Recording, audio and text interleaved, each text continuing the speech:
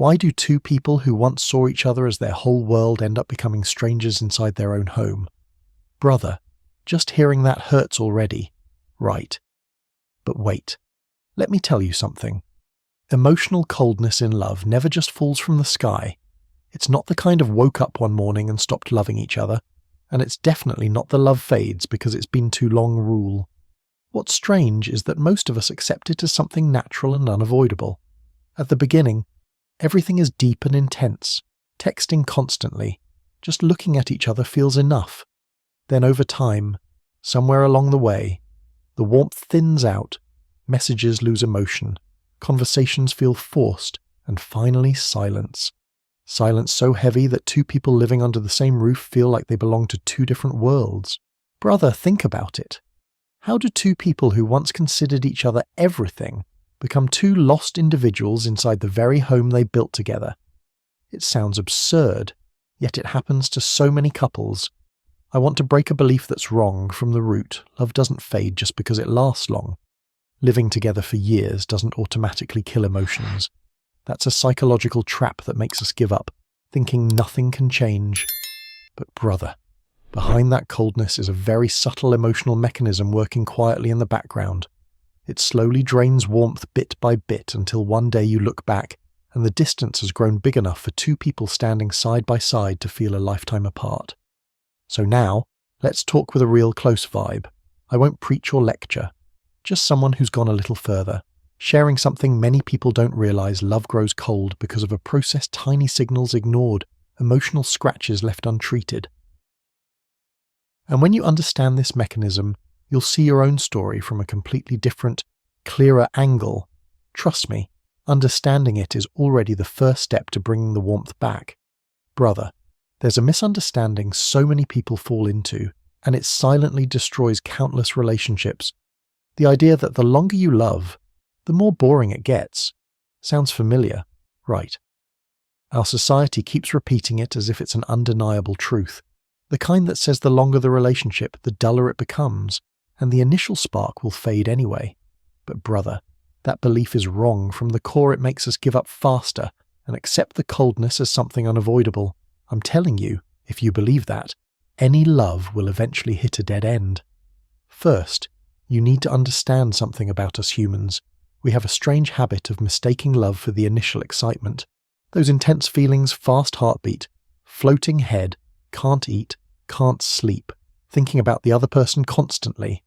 But that is just the early hormone phase, like a firework effect. It burns bright, explodes beautifully, then dies out not because the love is gone, but because the brain cannot maintain that level of excitement forever. Psychology calls this hedonic adaptation, the emotional adaptation process, meaning everything feels exciting at first because it's new, but over time, the feeling naturally reduces. This is true for tech gadgets, a new car, a great movie you rewatch. But brother, you know what? It is not true with love, because love is not an object. It's not entertainment. Love is an emotional bonding system, a biological and psychological mechanism designed to create safety between two people. Sounds philosophical, but let me simplify it. Objects excite you because they're new. People bond you because they make you feel safe. These two things are completely different. Long-term love doesn't fade because you're too used to each other. It only fades when the bonding system gets damaged, when two people no longer feel heard, valued, or understood, when small emotional scratches are ignored again and again. And here's where I need to warn you a bit. Brother, believing that long-term love must become dull is the fastest way to turn a salvageable relationship into one that seems dead. Because when you believe fading is natural, you stop trying. You stop seeing emotional distance as a warning sign and instead see it as normal. And slowly, without noticing, the relationship slides downhill. So remember this. Brother, long-term love isn't boring. It only becomes boring when the connection stops. And that wrong belief from the very beginning is exactly what makes so many people lose a love they should have kept.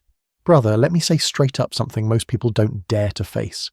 But it's the key to understanding why love turns cold. Coldness is not a sign of running out of love. It's a sign of accumulated hurt.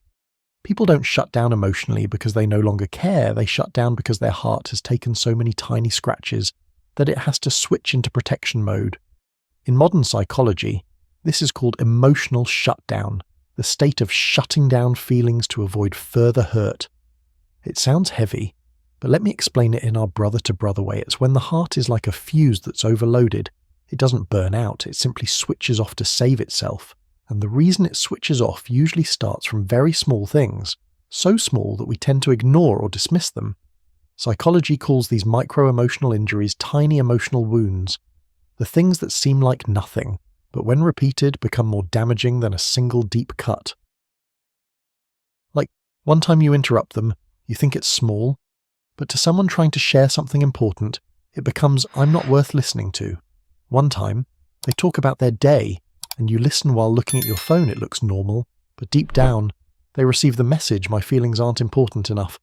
One time they want a hug and you say, "Later" sounds harmless, but sometimes creates the feeling "my needs don't matter." One time, they're sad and you respond half-heartedly, "Yeah, it'll be fine" to them. That means we're not connected. Each single moment doesn't break anyone. But brother, imagine one drop of water hitting the same spot day after day, month after month, year after year. Eventually it drills a hole through stone. The heart works the same way. At first, they still talk, still laugh, still try, but inside, each tiny wound adds up bit by bit, until the brain switches into emotional numbing, turning down the intensity of emotions. It's like when your body gets too cold and your hands lose sensation to reduce pain. It's not, "I don't love you anymore."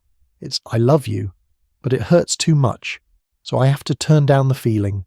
Brother, imagine that person's heart as a water pipe. At first, the water flows strongly, clear, and fresh. But each time they're sad and not heard, each time they feel dismissed, each time they try to speak and you're not fully present, a little sand falls in, just a little, then another bit, and another, until one day, the water doesn't flow the way it used to, not because they don't want it to, but because the pipe is clogged. I want you to understand this with a genuinely honest vibe. People don't turn cold because they stopped loving. They turned cold because they were warm for too long in silence. They tried to connect so many times, but no one saw it. They sent signals, but no one received them. And in the end, the heart had no choice but to close itself to heal. Coldness, distance, silence. Everything you see on the outside is actually the result of hidden wounds on the inside. Someone who no longer loves will leave, but someone who still loves yet is hurt will stay, but step back slowly, quietly, and turn off their feelings so they don't have to hurt anymore. But brother, relax, understanding this is the first step to unclogging that blockage. A heart that closes can still open again as long as you know how to knock on the right door. For real, brother, what I'm about to say might sound a bit philosophical, but it's so true that anyone who has ever loved will see themselves in it. When we're in love, each of us lives with two versions: the rational adult strong, calm and composed, and the emotional child fragile, sensitive, and far easier to hurt than anyone realizes. And brother, you know what's interesting in love? That fragile part is always the one that rises to the surface the strongest. Out in the world, you might be solid, steady, able to handle 100 problems without flinching. But the moment you step into a relationship, just one tiny comment, a slight change in tone, or being forgotten once, can make you sink inside, can pull your emotions tight like you suddenly turned into a little kid waiting for someone to soothe you. That's not a weakness. That's just the natural mechanism of love. Attachment theory explains this perfectly. Inside each of us is an inner child, a psychological child formed from our earliest years, and in romantic relationships, this part is the one working the hardest. It's extremely sensitive. It feels abandoned easily. It gets hurt by things that the rational adult sees as insignificant. That's why small things hurt. Why one moment of not being heard feels heavy on the heart. Why a single thoughtless comment from someone you love can keep you awake all night. Because in love, the brain doesn't process information with its mature, logical, rational areas. It processes it with its primitive emotional center, the part designed to detect threat and pain back when we were literally children. Which means whether you're 25 or 45 in love, your emotions are being driven by one of the oldest parts of your brain. And when that part speaks, rationality doesn't get much say. That's why small things can create big feelings. not because you're overreacting, but because the brain in love reacts that way. And here's something new from modern neuroscience neuroception. This is the brain's automatic system that scans the environment for cues of safety, a process happening quietly beneath our awareness. When you're with someone you love, your brain constantly scans every detail: the eyes, the tone, the timing of replies, the way they touch you, how they listen, even their breathing. Just one small mismatch, a half-hearted response, a quick glance at the phone while you're talking, a bit of impatience, and neuroception instantly sends the signal, not safe. And with a single warning like that, emotions retreat immediately. No drama, no yelling, just a quiet step back to protect the self. Let me make it clearer: the rational adult in you understands that the small thing doesn't matter. But the emotional child inside hears I'm not important. Those two versions live in the same body, but they react completely differently. Something small in everyday life wouldn't bother you at all. But that same small thing, coming from someone you love, can cut very deep. And here's what most people don't know. People don't turn cold because they're weak. They turn cold because the emotional child inside them has curled up. It doesn't feel safe anymore. It's afraid of being hurt again. It withdraws to survive.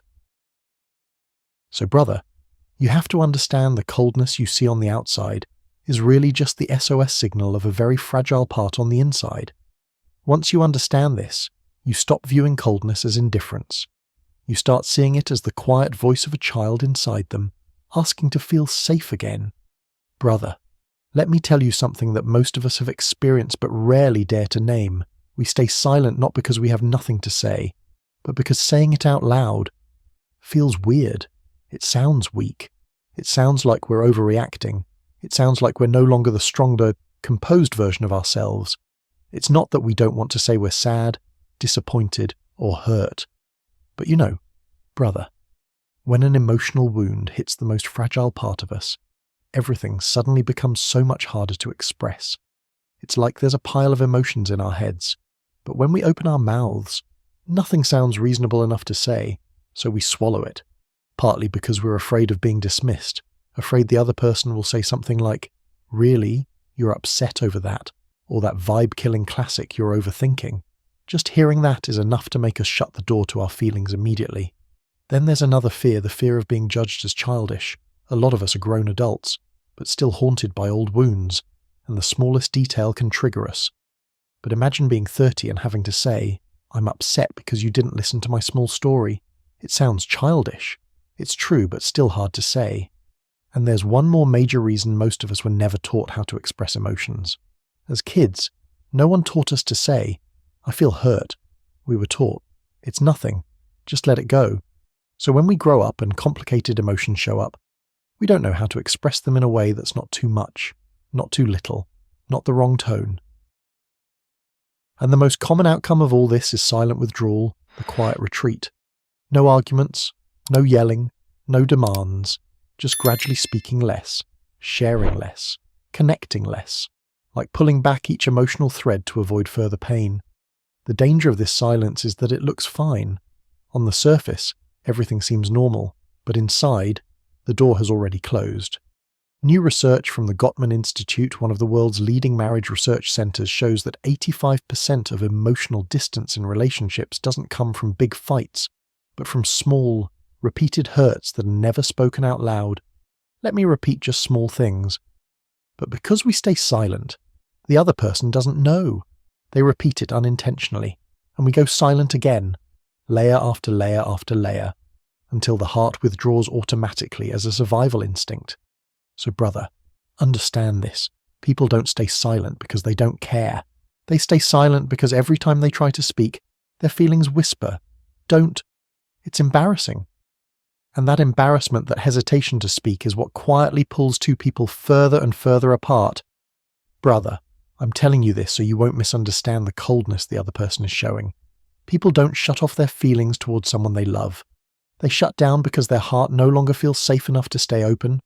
It sounds gentle, but it's the truth behind many relationships that seem like they've fallen out of love. We often look at the distance and conclude, they don't need me anymore. But brother, losing connection doesn't equal losing love. Becoming cold doesn't mean they don't want you. And distance is not always the end. Sometimes, It's just the heart pulling back to save itself. Modern neuropsychology calls this state polyvagal freeze when the nervous system feels unsafe. It doesn't fight, it doesn't run, it freezes. Like a small animal that feels threatened with no way out. It goes still, no reaction, no movement, quiet, as if it has no emotions left. But the truth is, inside, it's terrified to the point where its emotional system shuts off to minimize pain. Love works the same way. When emotions are repeatedly hurt and never healed, the heart enters freeze mode. On the outside, they look cold, quiet, distant, numb. But inside it's really saying, I don't know how to connect without getting hurt again. This feeling is not a lack of love. It's a cry for help, but in frozen form. Many people think, if they love me, why don't they talk? But brother, remember what we said before. They don't talk because they fear not being understood. They fear being dismissed. They fear that saying it out loud will hurt even more.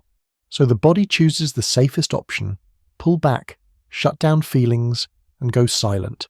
And here's the part most couples don't realize if you don't understand this mechanism. Both people will misunderstand each other and unintentionally push each other farther away. One person goes silent because they're hurt. The other person thinks the silence means they stopped loving. Both believe the other is giving up, and two hearts trying to protect themselves end up hurting each other even more. That's how a relationship that could still be saved slips into a dead corner simply because neither person understands that coldness is actually just a mask worn by fear. Brother, you have to remember this clearly. Someone who no longer loves will leave. Someone who still loves but is hurt will stay, but freeze. That freeze is their last way of preventing themselves from breaking one more time. So coldness is not a sign to let go. It's a signal to look deeper.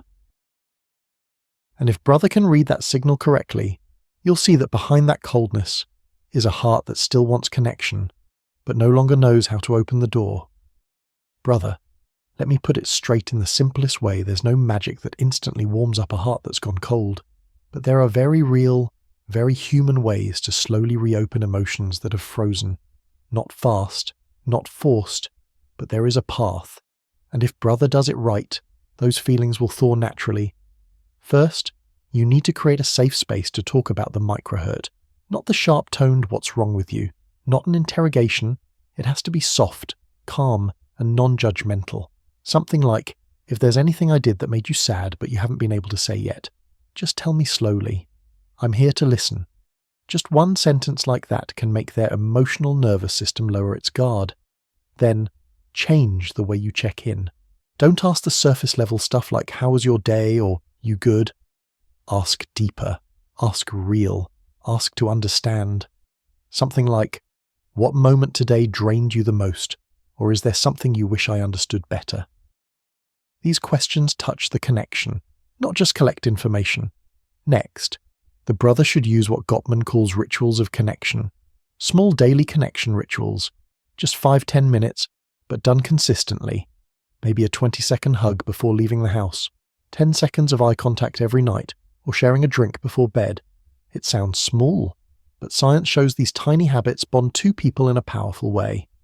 Then comes emotional expression. Many people love each other but speak in the wrong way, so the more they talk, the farther they drift. For example, when I'm talking and you look at your phone, I feel unheard, and I need you to look at me for a few seconds so I can feel reassured. No blaming, no attacking, no accusations, just clarity. After that, reset intimacy. Not through sex right away. Through the basics, a soft touch, a gentler tone, a purposeful look, and sitting a little closer. Oxytocin research shows these small interactions restore safety faster than any long speech could, and most importantly, a brother should never underestimate the little details.